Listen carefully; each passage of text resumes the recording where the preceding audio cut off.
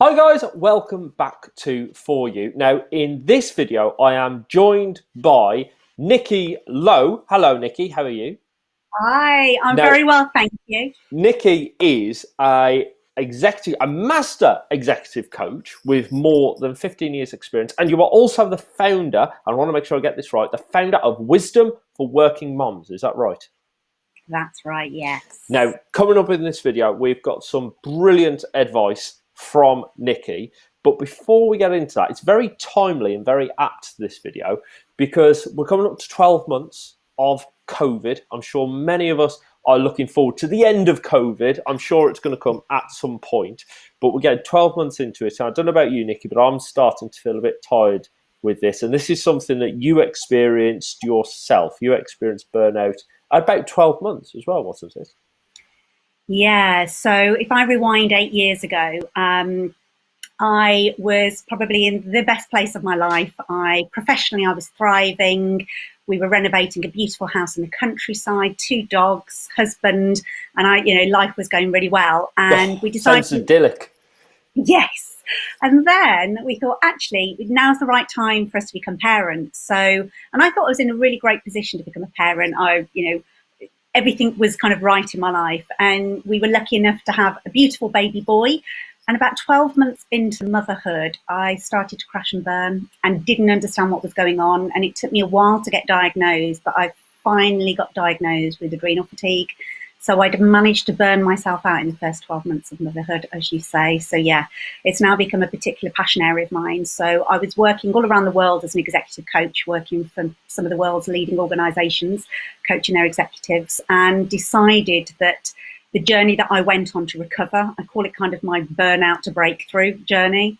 Nice. I wanted to help other working mums not have to go through that experience. And of course, now more than ever with COVID, too many mums are kind of just a breath away from burnout. And not just mothers, I think a lot of people, but I think there's something specific about the dynamics for working mums that make them more susceptible.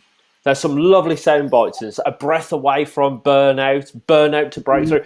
Tell me what burnout felt like for you before we go into you and find out more about you. What did burnout feel like for you? Well, it was kind of one of those things. I suppose they call it. Have you come across the boiling frog syndrome? It's a horrible analogy, but it's the analogy is that if you throw a frog into boiling water, it would just jump out and save itself. But if you kind of slowly bring the water to the boiling point, it doesn't notice, and unfortunately, it will get caught up in the boiling water and have kind of a tragic ending. And I think that's how I would describe kind of burnout for me. It kind of crept up slowly. So I started to get little red flags. My health went downhill. I started to get lots of colds and my immune system was low. But I just put it down to being a new mum and was tired, as most new parents are, lack of sleep. But it got to the point where my health started to really crash, and the burnout point came when it was almost like a chronic fatigue. And everybody kept saying, "You're just a new mum, you're just tired." But I knew it was more than that. And the way I would describe it is almost plugging your mobile phone into charge overnight. And there's a loose connection. And when you wake up in the morning, it's not fully charged. And you're like, "Oh, what's that? Why not?" And that was me. At this point, my son was sleeping through the night. So I was getting good quality sleep, but I still felt completely exhausted. And, it took me a little while to kind of unravel it all to understand what was going on. But yeah, finally got diagnosed with adrenal fatigue. Right, so we're going to find out more about that and many other things. But first, let's jump into it. Tell us all about you, Nicky, and tell us all about Wisdom for Working Mums. Yeah, so as I say, I started off my life in corporate and was managing global teams and came across coaching as part of that. And it kind of led me on a lifelong passion for coaching. And I left corporate life just over 15 years ago to retrain as a coach. And ever since I've been working either one-to-one with leaders or doing kind of group leadership for executives in large organizations.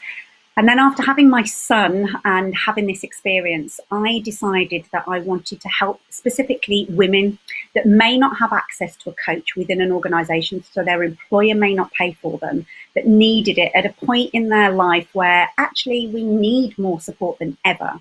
So I set up Wisdom for Working Mums, and it's all about helping women combine their work, life and motherhood in a more successful and sustainable way without losing their well-being or their sanity, and really giving them the tools and resources to kind of combine those often conflicting areas of their life in a way that means that they can actually enjoy life rather than feeling guilt and stress and exhaustion.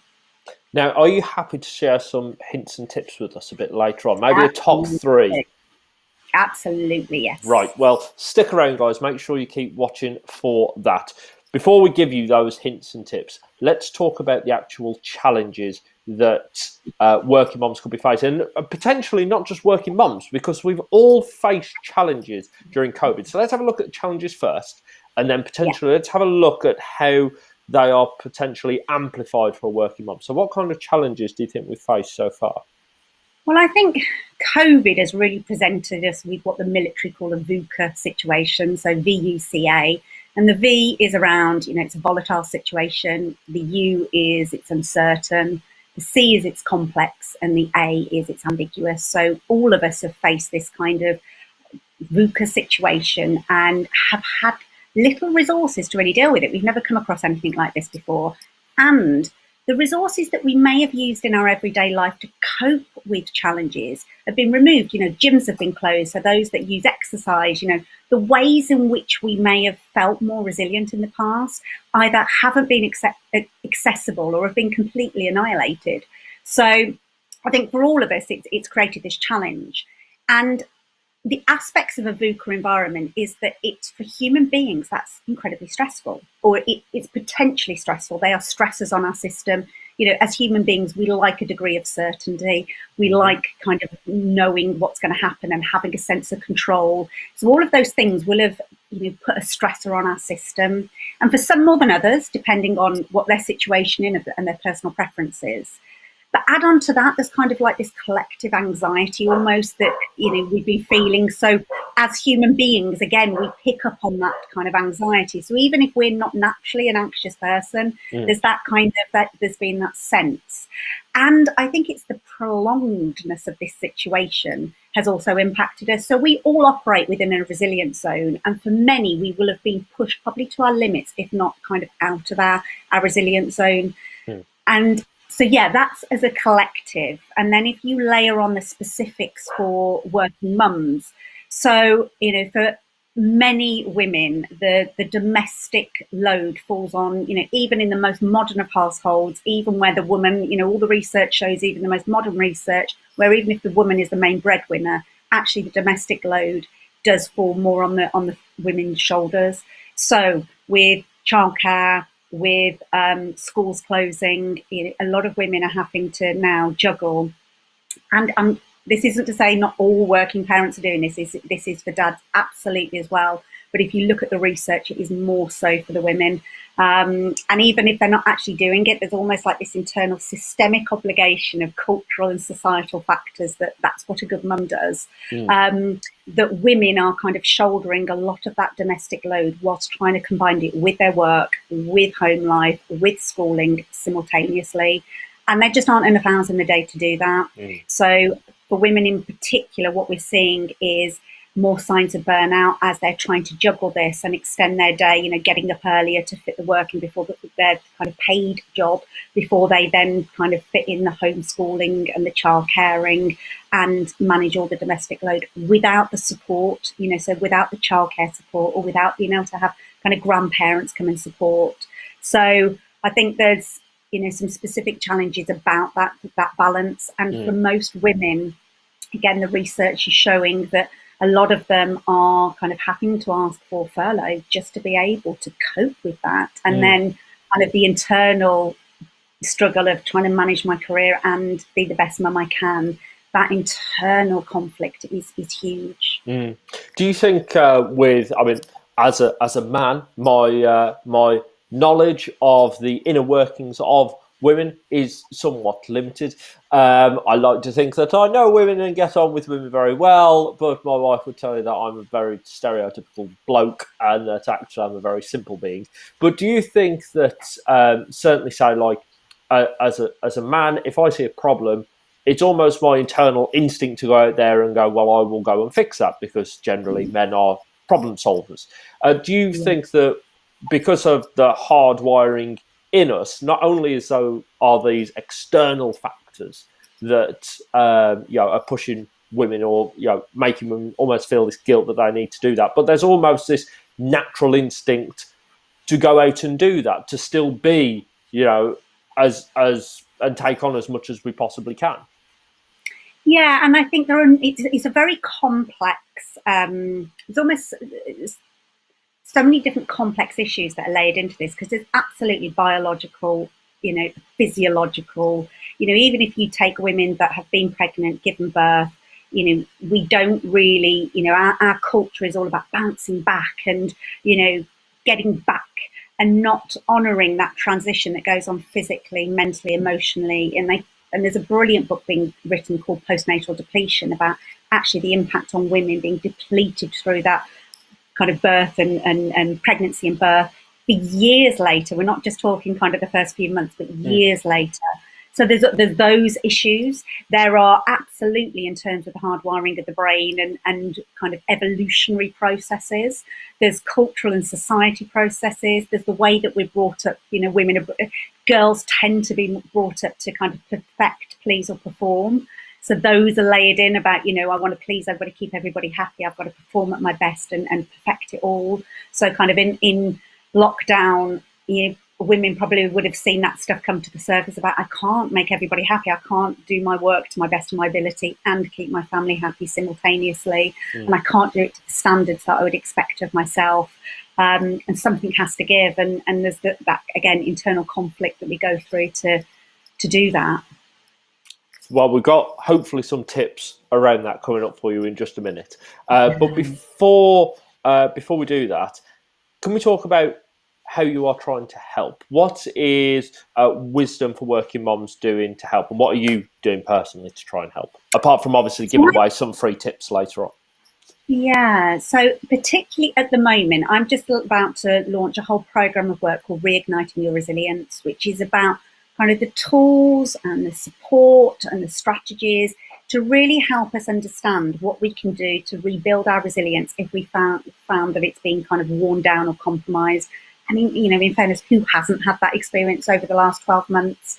So there'll be a lot of free resources. I'm doing free webinars and kind of putting free resources out there. But there's also the ability to actually have your resilience measured. So I use a resilience tool that measures resilience across what's called the Thrive cycle of resilience. And it says that there's 4 stages to resilience. So we go through kind of survive. We go through the survive stage, which most of us would have been at right at the beginning and probably at different points across this.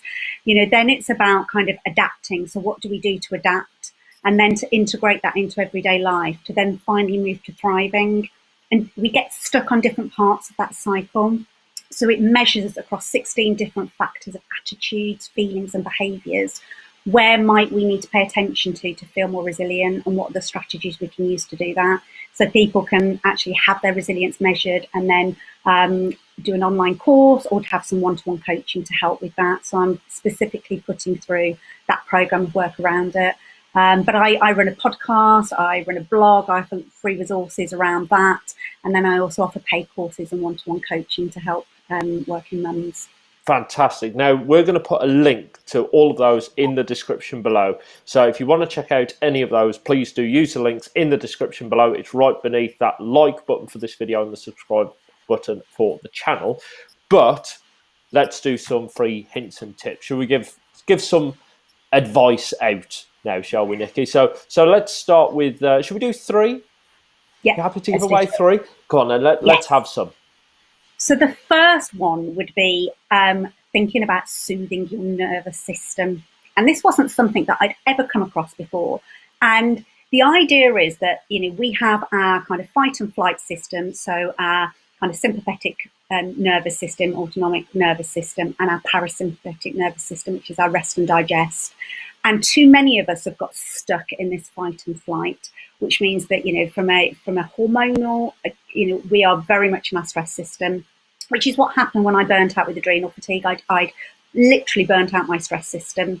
And what we can get stuck on is this kind of desire to do stuff and achieve and get that dopamine hit. And I think particularly through our work and getting through our to-do list.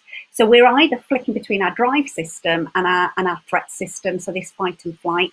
And actually we're meant to have this complementary balance to what we call our soothing system, which is all about kind of oxytocin and those kind of feel-good hormones. And so I would be thinking about, what can I do to soothe my nervous system so I'm not stuck in this fight and flight? What can I do to consciously bring it back and land back into the parasympathetic kind of rest and digest? Because our body needs that. We should actually be in our kind of rest system for a hell of a lot more hours than we're actually doing in our modern lives before we even kind of layered in COVID.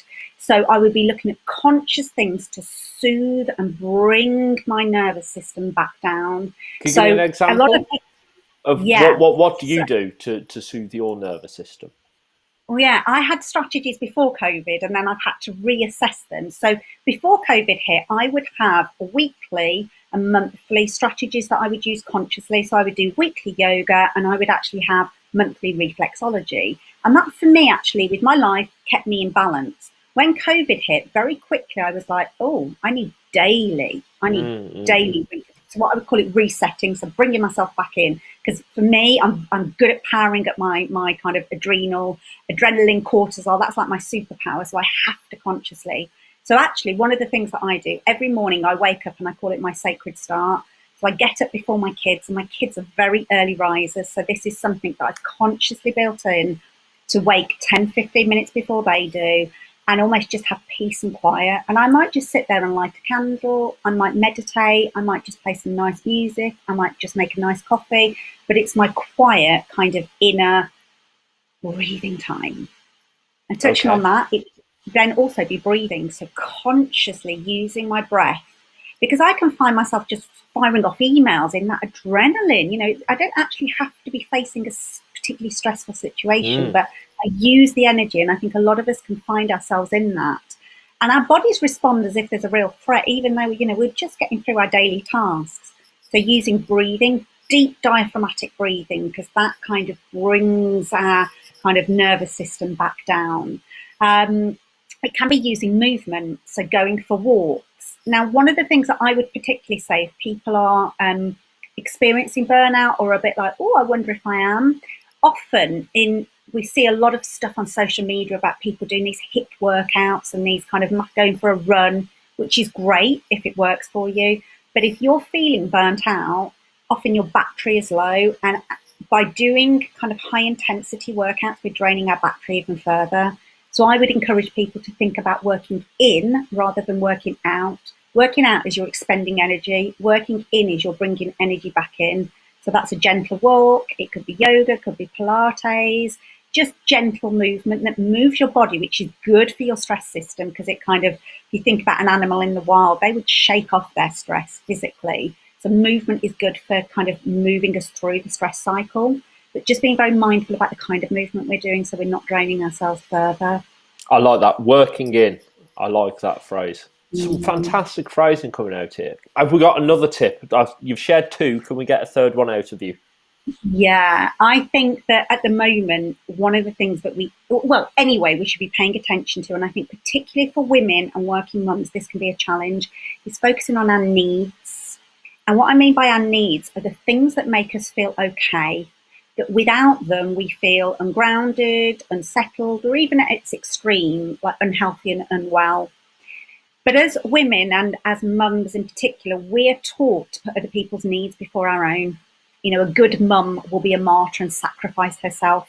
You know, there's this unconscious and sometimes consciously, like, explicit message that is what a good mum does, which means that a lot of women are giving out from a place of depletion. So kind of this sacrifice model, which is the bit that's completely unsustainable and was the part that I found myself in 8 years ago.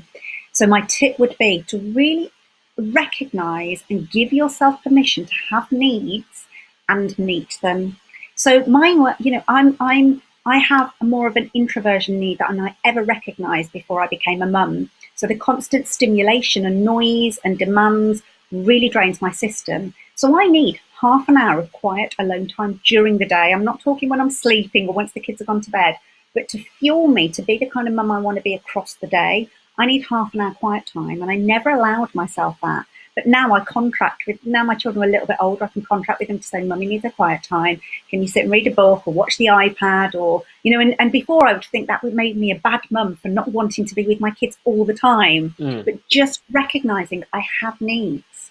And that doesn't make me a bad person or a bad mum. But unless I meet those needs, I cannot sustain myself and be the kind of person that I want to be. That's when grumpy, irritable mum comes out. And so I would, and a lot of the time when I ask my clients, so what is it that you actually need? And they're like, I don't know. Because we've not given ourselves the space or time or even permission to think about that. That was going to be my next question is, how do you know what you need? I would track my emotions. So the times that I'm getting frustrated, resentful, angry, irritable, those are normally the signals that a need isn't being met. So it's being able to almost be mindful in the moment, be the fly on the wall, watching yourself going, so what's really going on here? And it might be that 3 hours ago, I needed that quiet time and I didn't allow myself. So it's trigger tracking. So you're triggered and let's track back about what's gone on here and recognize the need that wasn't met. Fantastic. Well, I could talk to you probably for days, but certainly that resonates very well with me. A book I read very recently was talking about if you really want to help others, you need to help yourself first, which is why they tell you to put, you know, when we used to go on flights and so forth, to put your face mask on before you put on anybody else's in the case of an emergency situation. Because if you're not helping yourself, you can't help anybody else. But Absolutely. By the sounds of it, you are helping many, many people, Nicola, and hopefully you'll be helping even more people. And I'm hoping that this video has helped a couple of you as well, for you watching. Now, if you've enjoyed this video, please do give it a thumbs up.